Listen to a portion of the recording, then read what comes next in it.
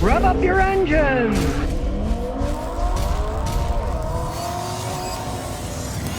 Well, here's some bad news. Toyota is now following Tesla. You know, Tesla has their giant giga press where they can press the body in a big press. It takes 2 minutes, right? Instead of having a bunch of pieces that all welded and bolted together. Well, Toyota now says that they're going to start making cars that way. They call it giga casting of the car chassis. And why do they do it? Because it's cheaper, right?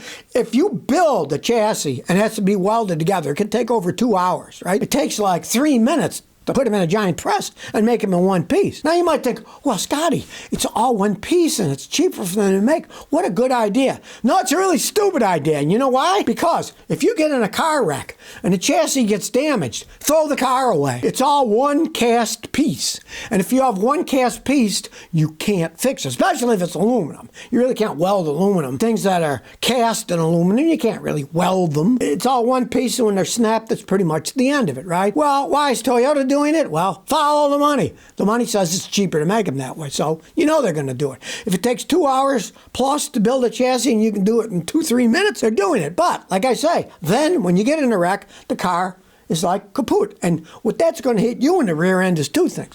One, you get in a wreck and you like your Toyota in the future and it's totaled, there goes your car, and they'll never pay you what you can get a new one with. So, you know, there goes money down the drain. And of course, the other thing is the insurance rates are going to go through the roof, just like with Teslas, because cars will be totaled for relatively small wrecks. When before you could fix them, now you can't. Guess who's going to pay for it? We, the public.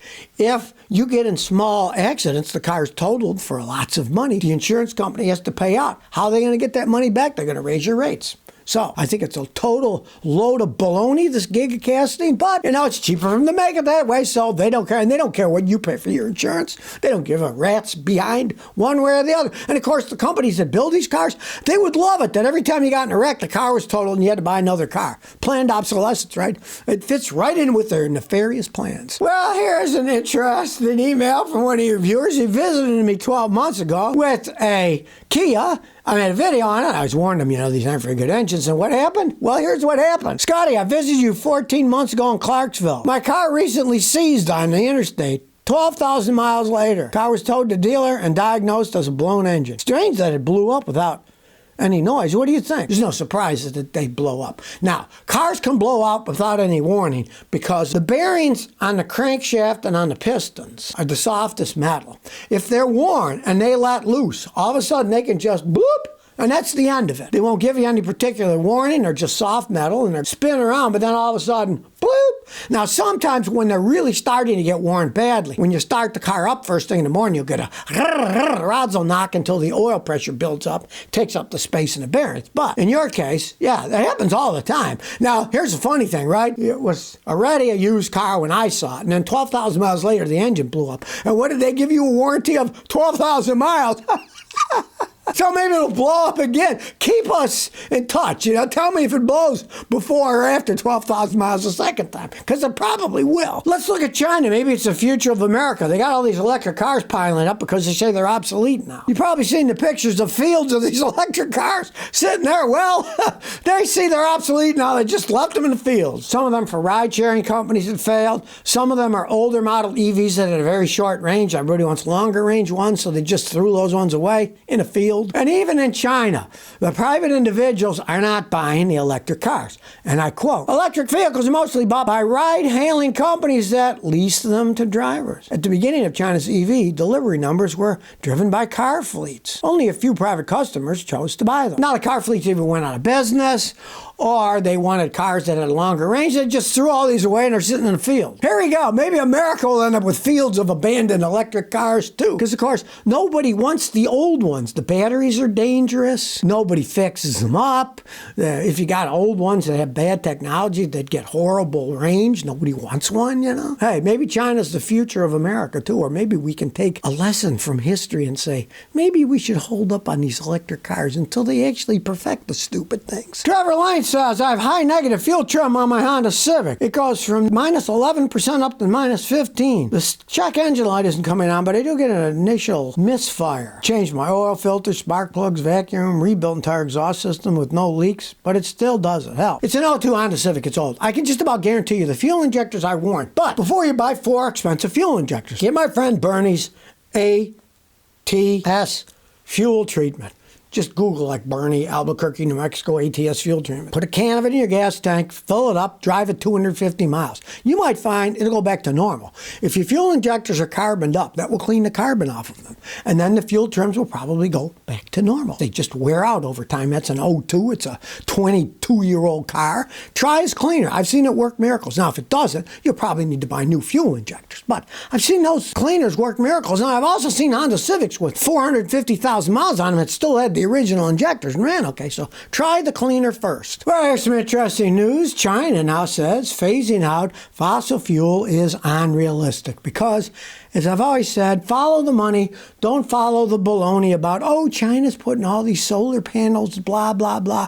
Guess what? China is building or planning to build 366 gigawatts of new coal generation capacity, accounting of 68% of the global planned new coal capacity. They're making coal plants like no tomorrow. Realize China has one big asset, and that's they got all kinds of coal. They don't have oil, they don't have all kinds of things, but they got a lot of coal, and they're making electricity from coal, and basically they're not going to stop. This speech about how getting rid of fossil fuels is unrealistic was made by, guess who? China's special climate envoy, Xi Zhenhao.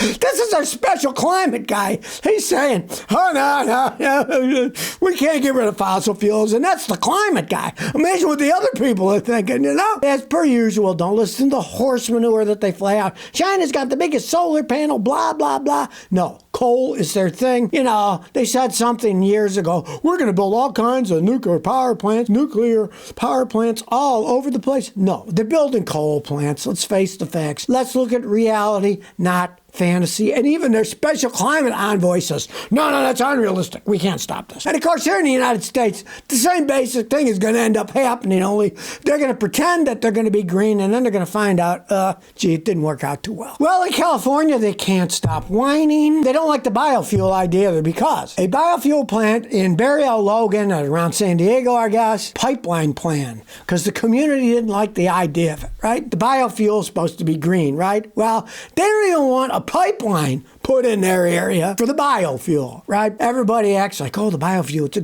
good idea, right? Well, of course, when they create the stuff, creates pollution, creates stinks and smells. And where do they do it? Of course, they do it in the lower income communities, because they figure, they're poor people. What are they going to do about it? Well, guess what? The poor people vote, and they put so much pressure on a biofuel plant that they're not going to build this pipeline now. That's the supposedly green fuel. You can see the community members here in California, they're all complaining at a meeting, and then the company decided, we're not going to do this. Because they may act like these biofuel things are clean and they don't pollute, but they're just as polluting as anything else. Anything that generally has to do with some type of fuel is going to create a smell, pollution, all kinds of stuff. That's just the way that it goes. And the only thing this pipeline was going to do was going to connect the 2 warehouses that this biofuel company has, right? It's not like it's 8 million miles long, right? They even find something that small. So it just shows you, in California, you can't please anybody. Well, we're making this green biofuel. No, we don't like it. Don't build a pipeline. We don't want it in our neighborhood. When reality meets the fantasy of green, guess what? You find out it's a lot muckier than they're pretending that it is. Well, here's some transportation news you can't make up.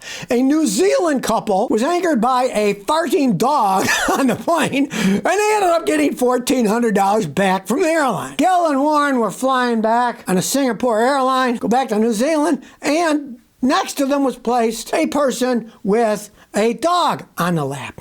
And it was the usual BS. That's my emotional comfort support dog, right? Well, it turns out the dog kept farting. The people didn't like the smell. So eventually, they had to move, but they were in business seats, and they had to go all the way to the back of the plane because the only thing left there was the cheapy seats, right? So they whined. Originally, they were going to get $20 back or something. But the airline, Singapore Airlines, eventually returned them $1,400 because they had seated them next to the farting dog. You know, you never know what's going to happen in the world. I'll never forget when I was going to school in Toronto, the first week before school started, Ken always brought his dog from Aurelia, Ontario, and his dog was a farting dog. We all had our dorm room doors open, right, because we're all walking and talking to each other, right? The dog would walk in somebody's room, would fart, and leave, and it was horrible, right? My friend Bob thought, why does this dog fart? Well, they were dog biscuits, so he ate one of the dog biscuits, and then he farted like the dog. And then he realized, well, it's those dog biscuits that's making the dog fart. But if we didn't like it, we'd just close our door and the dog couldn't get in, right? In this case, she's sitting next to a farty dog. Boy, I'm glad that's never happened to me. If it did, boy, I'll tell you, I'd probably go ballistic too. So if you never want to miss another one of my new car repair videos, remember to ring that bell.